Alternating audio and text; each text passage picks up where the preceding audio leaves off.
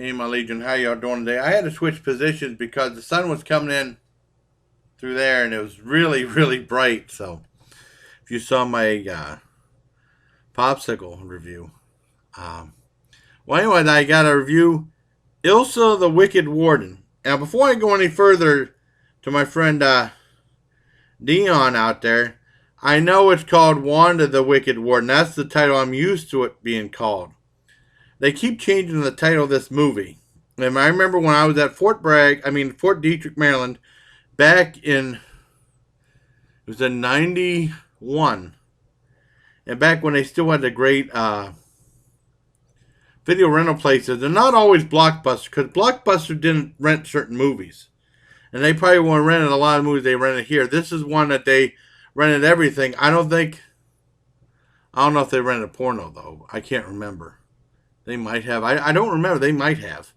But I mean, the horror section, that's what the section I always gravitate to when they had the Ilsa movies. I don't know. I guess they'd be classified as horror. And there were three of the Ilsa movies there. There was Ilsa, She-Wolf SS, Wanda the Wicked Warden, and Ilsa Tigress of Siberia.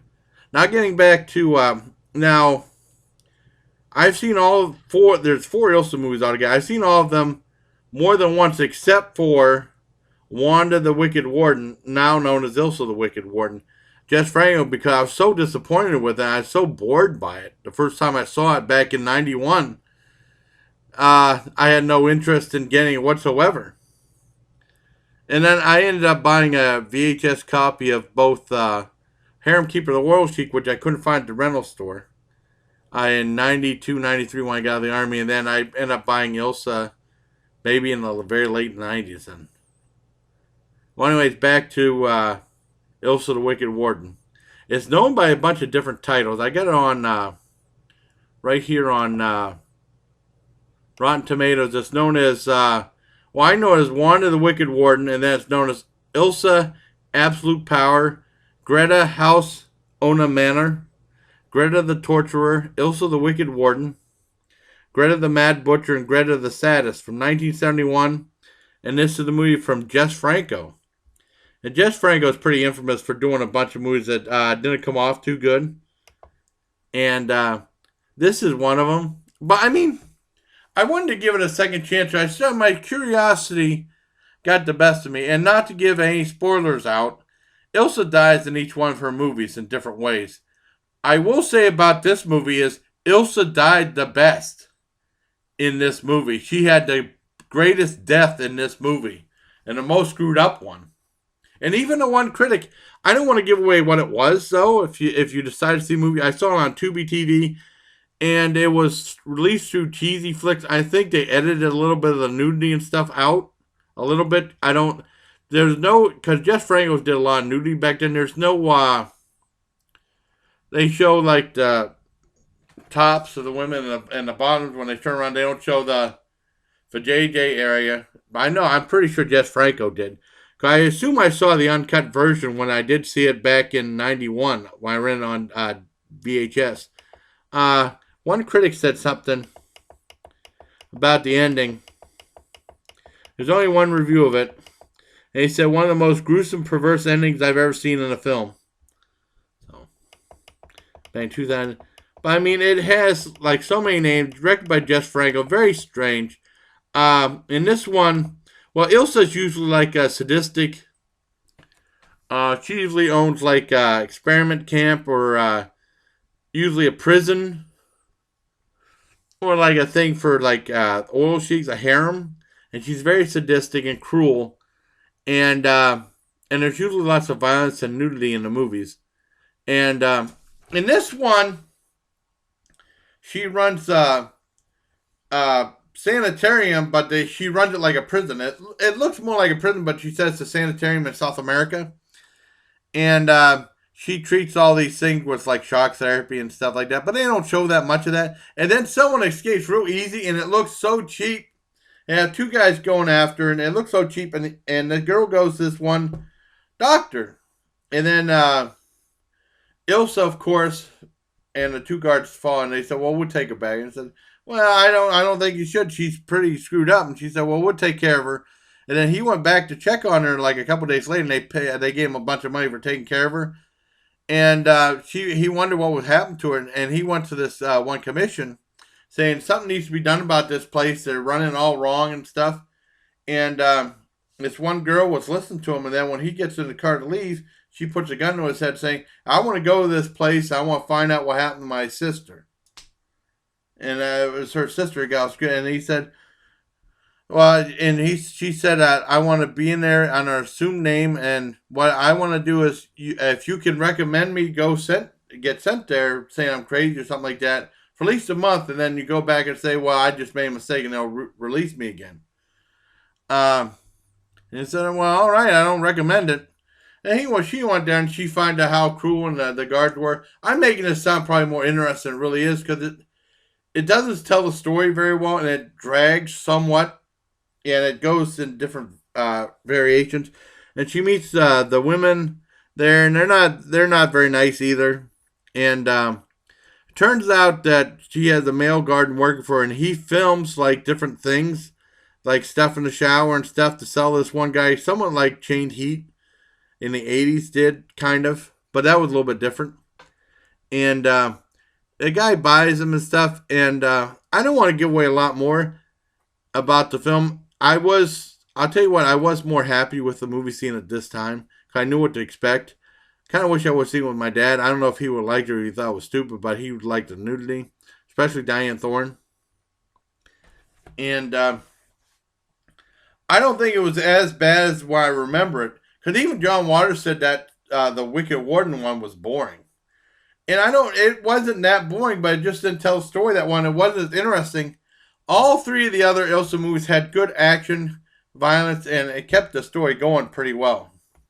This one, I was more happy with this time seeing it.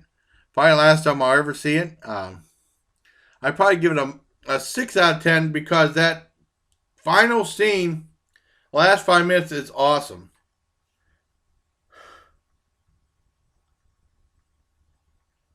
Excuse me. And Final Death Scene is awesome. Now, the other Ilsa movies, because I heard of Ilsa a long time ago. I remember this video. Well, I know Ilsa was very infamous back in the 80s because I heard a lot about it. That's the only one I ever heard about. And when I got in Fort Gordon, I bought a book about a video reference guide. Because I bought one at McCory's for $1 or something like that. And it had some stuff in it, but it wasn't as complete. And this one is a very complete book. It looked like Leonard Maltin's guide I used to have. Very thick. I bought it at in 88. I remember, and then I ended up buying another one in 91, and it was pretty much the same thing. I was a little bit disappointed. And then I lost that one, and I lost the other one. And they talked about the Ilsa movie. They talked about 3 movies. It was Ilsa, She-Wolf of the SS, Ilsa, Wanda the Wicked Warden, which is Ilsa, and Ilsa, Harem Keeper of the Oil Sheiks. And I never heard of Tigers of Siberia. I'm glad I did when I went down to the place in Fort Detrick, Maryland, that one rental place. And I didn't have a chance to see any of the Ilsa movies. I couldn't find anywhere until I went down there. And I rented 2 that one weekend. I loved Ilsa, She-Wolf SS. That was a 10 out of 10.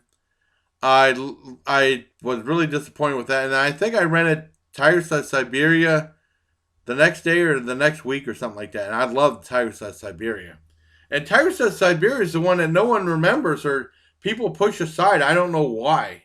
Because Anchor Bay released a DVD set, the Ilsa DVD set. And they just put Ilsa, She-Wolf SS,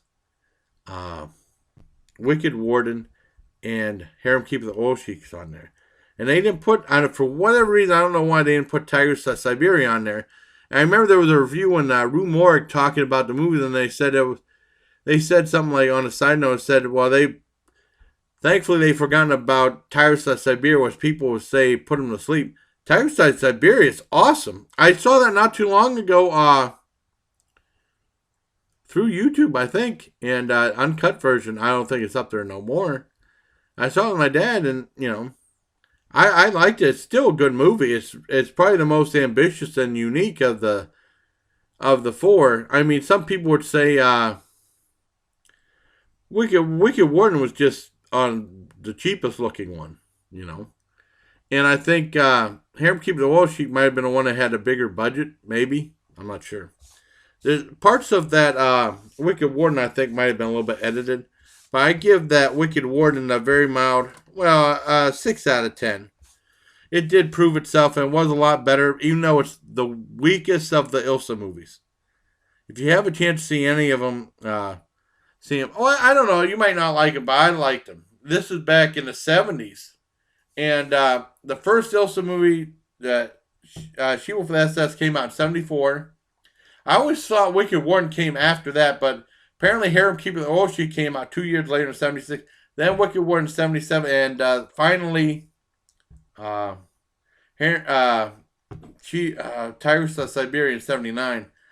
And I remember getting a video from Rick Sullivan from Gore Gazette a long time ago, and he was saying that he used to own a place called The Dive that used to show like old movies and they have interviews with the stars afterwards.